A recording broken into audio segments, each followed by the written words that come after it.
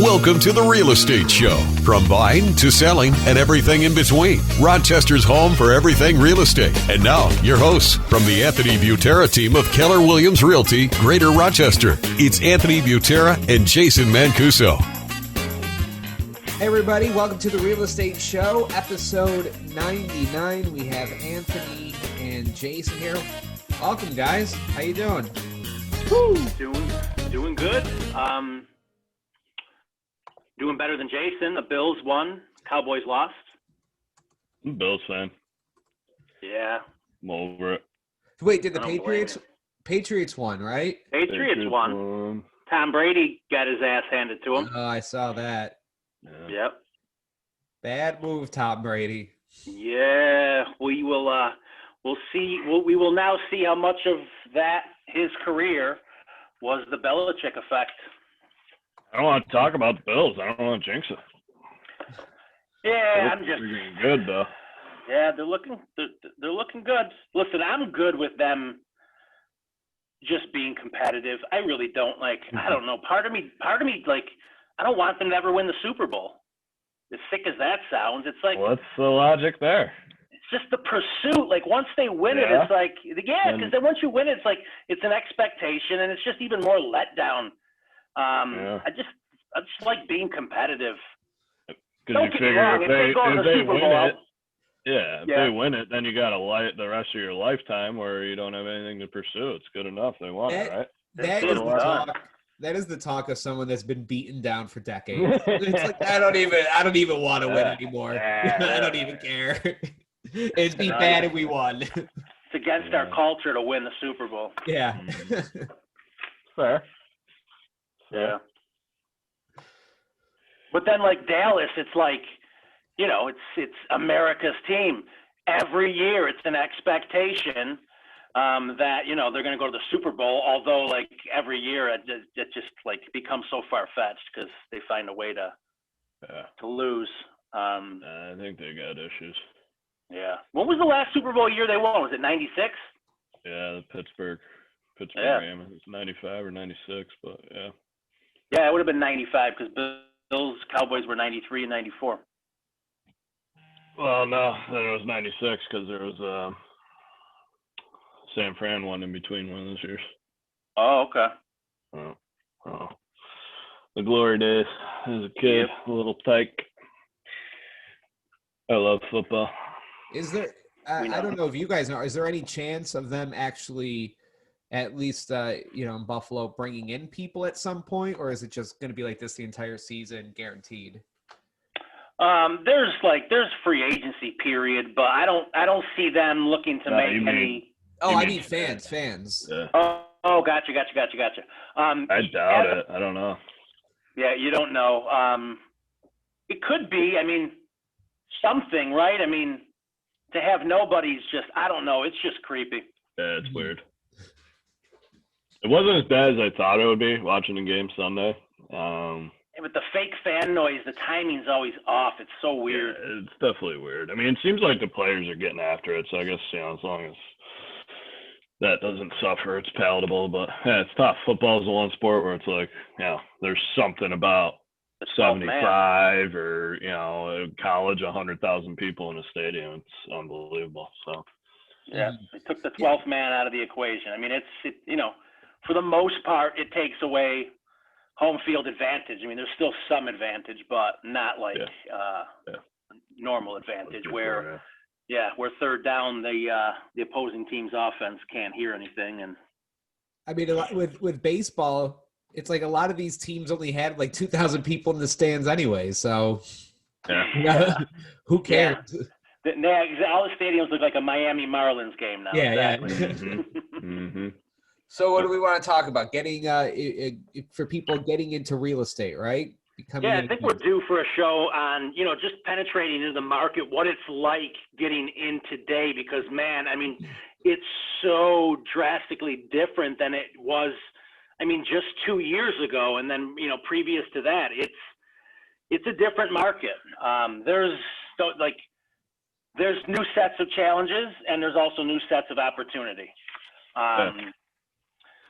So yeah, I think you can make the argument it's never been harder and it's never been easier. So yeah. it just depends on where you're at with that mindset, I guess, right? No doubt. I mean, so we'll start with just getting licensed, right? Like anybody that's 18 plus years old with I don't even think you need a GED. Do you even need a GED? I don't know. No, I don't think it doesn't come up. I mean, no, you just got to be they do a background check. Criminal source, background, right? yeah. Can't have felonies. Yep. And I mean, outside of that, you're talking $99 for an online course to get licensed, right? So you have a course exam, and they're all being done online. Now there's online courses, so you could do it at your leisure. And above and beyond that, it's $99 to get licensed. Now from there, once you get licensed, you pass your state exam, you have to affiliate with a broker. Once you join a brokerage and you're ready to start getting out there showing houses and selling homes, you got to pay your GRAR, Greater Rochester Association of Realtors, dues. And a brand new agent, it's $1,399 for the year. It's an extra like $300, kind of like an initiation fee. Yeah. Then it's just over $1,000 a year after that, or at least it has been.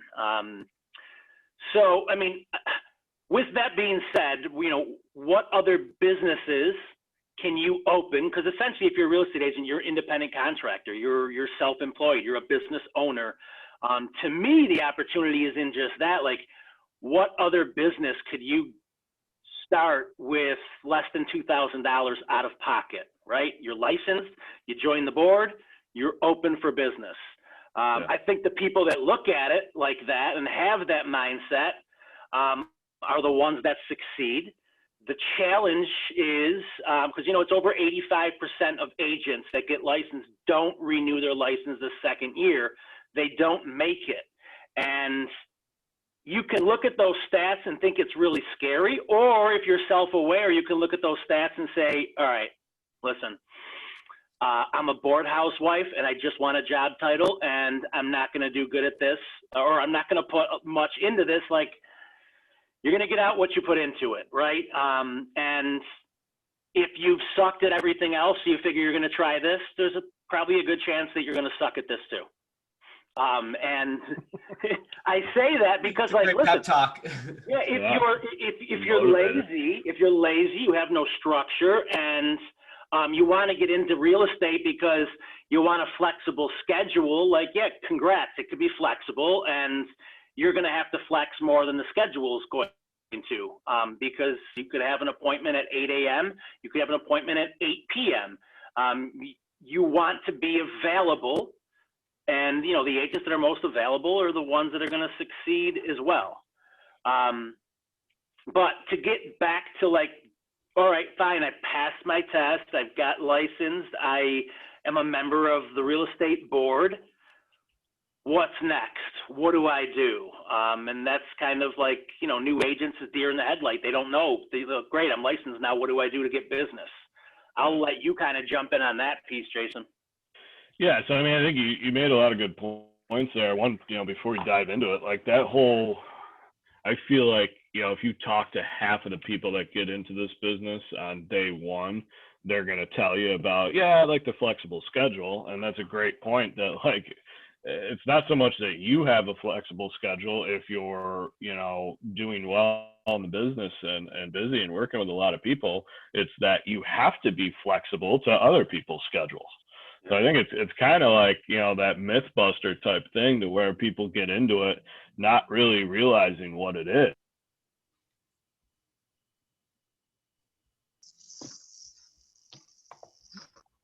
Sorry. This is that low cost of entry to own a business is one of the benefits of being in this business. And then, fairly low overhead, once you're up and running. I mean, there's a huge advantage to that compared to having, whatever it is, some brick and mortar retail operation or some, some business creating and selling widgets or, whatever. So, I mean, like Anthony said, you're going to get out of it what you put into it. Well, once you get into it, game time. I mean, you gotta be organized. You gotta have systems. You gotta have commitment to, putting forth the effort to really get after it. And what I mean by get after it, you start with. I always tell people, you start with, if you're to get married soon, what's the wedding list? Like, and I phrase it this way: like, if you were to have, there's no budget to your wedding. You're going to invite as many people as it makes sense, people that you would want to, have a party with or whatever you want to call it. Who's on that list? And that's your list that you start with. And now you gotta market to them. It's not necessarily, just sending postcards or, making phone calls or, we call them touches. But it's bringing value to the table for the people that know you, that that you can call your sphere of influence, and letting them know you're in the business, but also providing value that's useful to where they're going to want to hear from you. And the whole goal is that for each one of those people on that list, that when they think of real estate, they think of you. If that's the case and you've achieved that with, starting off just your inner circle of people that then you're off and running, because from there it's just going to spread. The goal ultimately, or one of them, is to have these people start to refer you to people that they know, and now you're adding people that you wouldn't otherwise know to this list of the inner circle and building it. So that's like starting off, and that concept, what I just rattled off, is forever in the industry, no matter what stage of the game you're in. So, I guess if you're not comfortable with, that mindset of trying to, make yourself the guy that, or the gal that, that people think about when they think about real estate and what it takes to get to that point, then you're either going to have to get uncomfortable, or get comfortable with being uncomfortable and put it to work, or, don't bother, because it doesn't happen automatically. I mean, I made this mistake when I got into it first time. So I'm going to send a postcard out and wait for the phone to ring. It's not happening. People don't care at the end of the day. They care if you're providing value that's helpful. But just hey, I'm in the business and you're my family and friends, so you better use me when you need something. It doesn't happen that way. Do you guys remember where your first listing or sale or whatever came from? I sure do. It was a buddy of mine. It was my first sale. It was like $45,000. That was the house. And he's actually still in it. It's probably worth 3 times as much right now, even though it was like less than 9 years ago when I sold it to him. So yeah, I'll never forget that. Jason, what was your first sale? It was probably less than that. It was a decent one. It was a friend of mine. He bought a house in Brighton, but it took 6 months to get there. Yeah. Is that how it usually is? Working my ass off, or what I thought it was, working my ass off, at least from a time, and like trying to be busy. I didn't really have much purpose or intention behind it to where it was calculated. You really got to have a game plan. You gotta be, have specific measurables that you're trying to reach. You got to be willing to do things that I'm not willing to do right now, and I'll say it. I'm just not. Like, I was motivated by fear, and whatever motivates you. Listen, fear isn't the healthiest motivator, but it can be really effective. Mine was like fear of survival. I saved enough to live for 6 months, and like, I'm not joking. I was a madman. I was the first one in the office and the last one to leave every single day. I was calling strangers from the white pages. And listen, this is only like 8.5 years ago. This isn't like, I'm talking like it was the 90s. Like, it wasn't that long ago. And don't get me wrong, technology has come a long way, but like, I did what I had to do out of fear of like going broke. I mean, I owned a home. I had car payments. I had bills. And so if you have that mindset of I'm going to do whatever I have to do, and for me it was super uncomfortable. I came from construction. I was my last friend to ever get a smartphone. I hated it. The thought of being on Facebook, I couldn't, like, it wasn't me. I kind of liked being off the grid. I was in construction, so like my relationships with people ever expecting anything from them, I guess it was nice being nice. I guess it was good being nice to people along the way, because like I didn't plan to ever have to sell anything for a living. And then when I got into it, I really I was cringing at the stuff that I was putting out there. Like I was way more vulnerable than I ever wanted to be. I was asking people for the business. I mean, I was calling not only strangers, but like I was calling friends, and I was going through the white pages, and I was looking at streets that were familiar to me. I grew up in the town of Greece, so there was a lot of streets that were familiar to me. And I had this cheesy script, and it was laminated, and it was, something along the lines of, "Hey, Anthony Butera, I'm in real estate," and it was an exaggeration, but I have people that are interested specifically in your neighborhood, and there's just nothing there right now. Do you know of anybody that's interested in selling in the near future? And it would surprise me. Like, don't get me wrong, it wasn't a great start, and you got to be okay with people hanging up the phone on you, but like every so often you would catch the guy or the woman that wanted to talk, and like they would spill the beans. Yeah, Jim and Mary across the street, they plan on selling in the next 6 to 12 months. And then like, listen, you just start connecting dots wherever you can. That was really it. And like Jason mentioned, your database, like who would you invite to a wedding if you got married today? Like those are the people that you would almost expect to use you. Then you have to expand from there. And it's never been easier to start a database unless people have them now.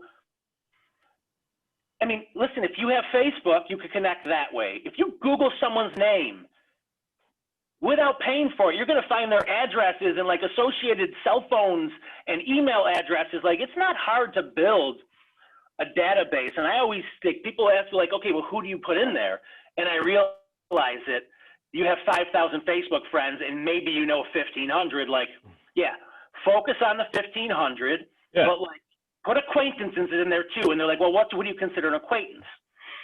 An acquaintance to me is someone, if you were to walk by them at the grocery store, you may not stop and chat, but you give a wave or a head nod, like you know them and they know you, and they're probably friends of friends or friends of family. Like those people should be in your database, right? People are not buying and selling homes so often that they have someone they're using on a regular basis. And the National Association Realtor stat, which is sickening, but should provide comfort getting in the business, 87% of consumers never use the same real estate agent twice. So that is depressing, and that is opportunity. Right? It is an open game for everybody. And getting into the business with social media and the ability to sell a perception, because trust me, guys, a lot of it is perception. And now I understand why every seller thinks that every real estate agent's a multimillionaire, because agents put that perception out there. And I'm not going to lie, for the most part, it is effective. Because if you don't have the accolades, you can at least, put the perception out there on social media that like everything's going great. And look at this home. And hopefully you think that it's my listing, but it's actually not. It's somebody else's. But like, now you can trust me. Someone else trusted me. See, now it's your turn, right? So like you can use that to your advantage. And I say it's easier than ever to do a lot of business like your first year. The old rule of thumb was like, it took 5 years to establish a book of business, and you were going to have to work another job for 5 years because it took time. But how easy is it today to connect dots and to build a database with the technology that's spitting this information out for us. Yeah, no, that's the key. I mean, so a couple things there. I mean, I'll dive into the tech piece and how much more advanced and beneficial things have gotten for this industry and even the last 5 years. But that beginning mindset of like, I'm going to open the friggin' phone book and start calling people, that's the mindset right there. Frankly, without that, you're at a disadvantage starting off, because there's enough people that are going to do that are going to be a leg up. And, it's not necessarily about the competition, but it's just like knowing that that's what you should be doing. This is a relationship business. And in order to have relationships, you have to have conversations.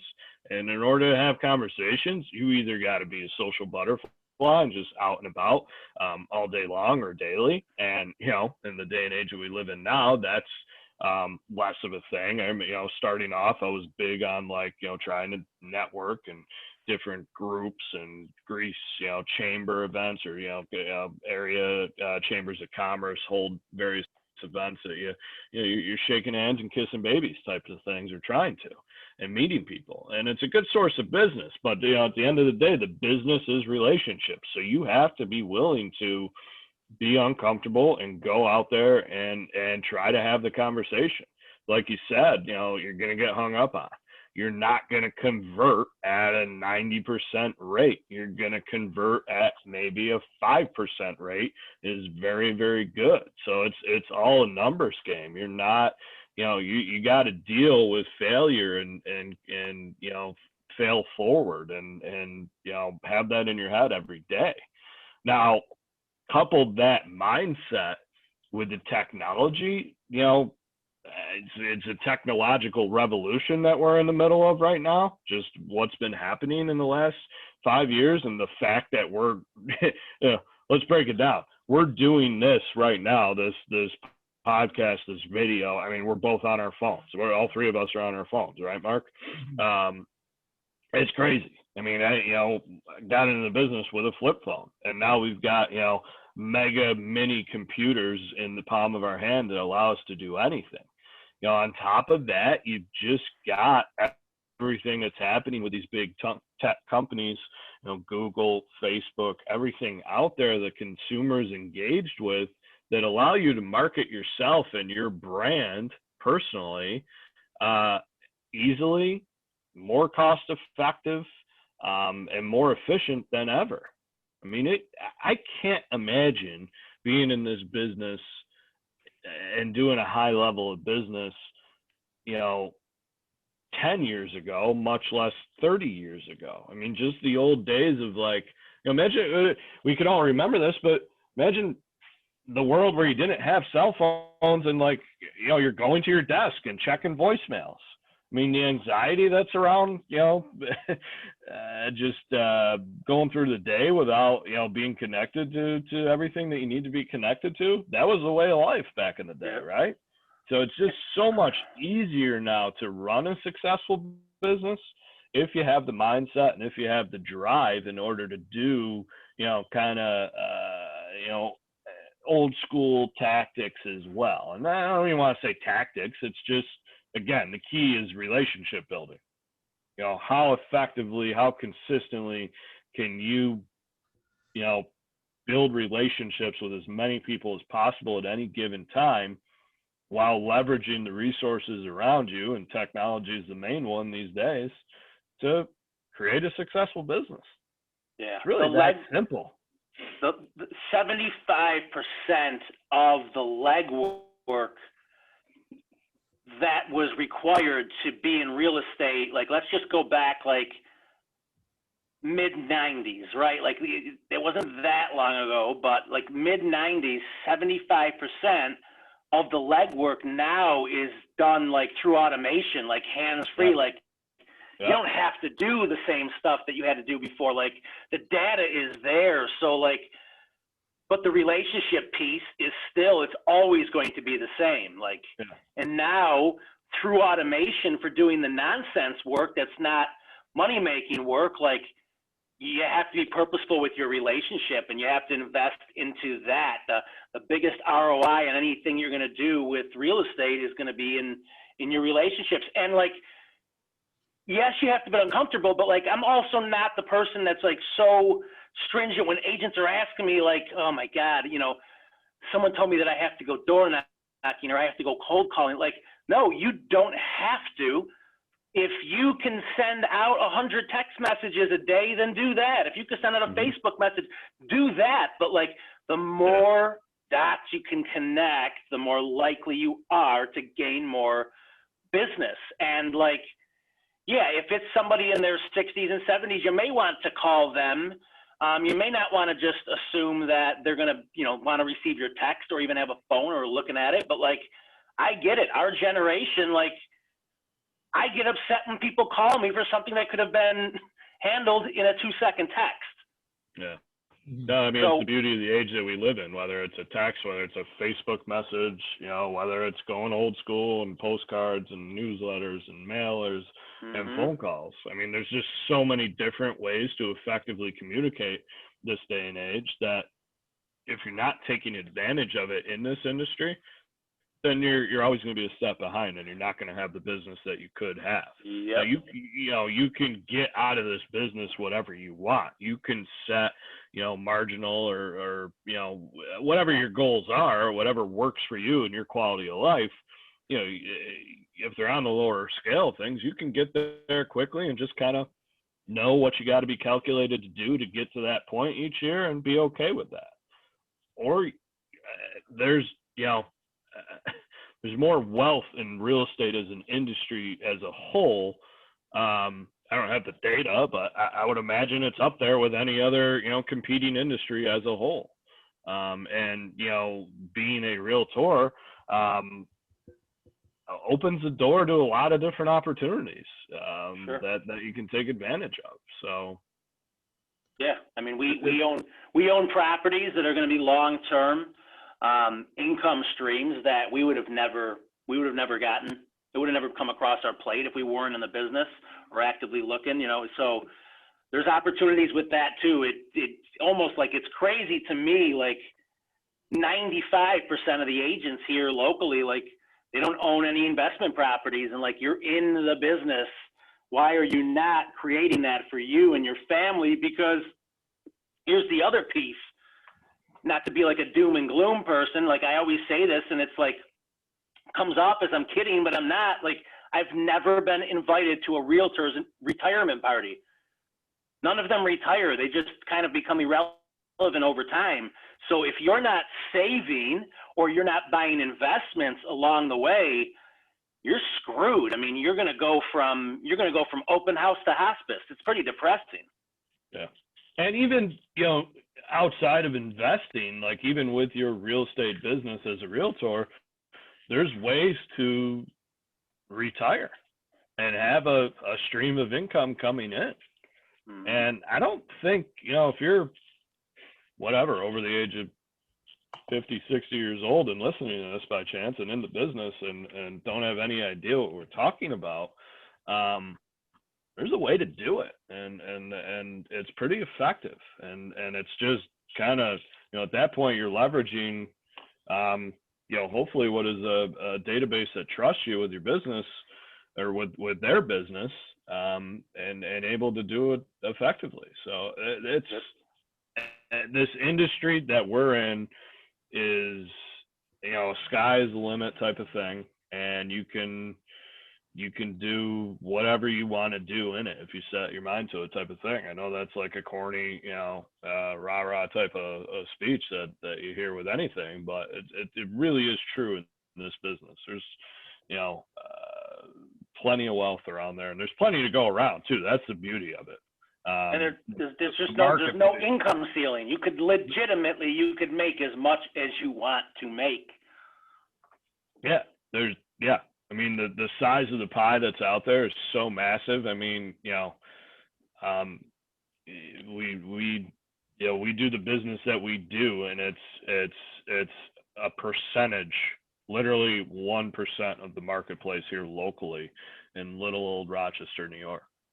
Yeah, and Plenty we to sell go the around. most, and we sell the most amount of homes in the entire 6-county surrounding area, and we're like Jason said, we're 1% of With the all market. of the homes sold. It's like it's open game for everybody.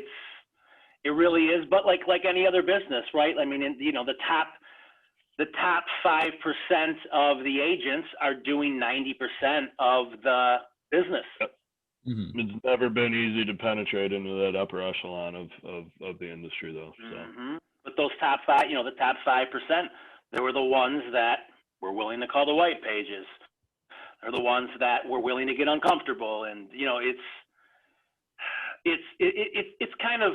And I say I could never do that again, but like, there's stuff that I do now that in 5 years I'll probably look back and say, nope, I could never do that again.